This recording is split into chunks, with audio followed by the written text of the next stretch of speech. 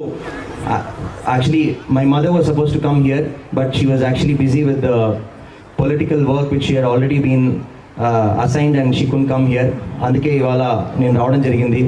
And I also want to share with you all that I'm also in education sector. I've been working on alternative education. పిల్లలకి మానసికమైన భద్రత ఎలా కలిగించాలి, ఎందుకంటే education అనేది not just, నా ఉద్దేశంలో ఎడ్యుకేషన్ ఈజ్ నాట్ జస్ట్ ఒక అకాడమిక్ డిసిప్లిన్ ఒకటే కాదు. ఎడ్యుకేషన్ అంటే ఒక స్టూడెంట్లో ఉండే ఒక overall development. That means like you have to develop a psyche which is like free of fear, competition and many things, so that a real genuinity in a human being will come out. That is only possible through education అని నేను బలంగా నమ్ముతాను.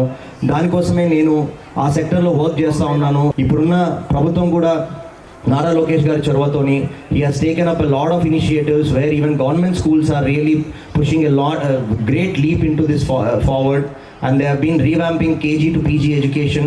And thanks again for this wonderful opportunity, and I wish to be in touch with you all. And also, it's not a political program, but I just want to congratulate the government which is really working very hard.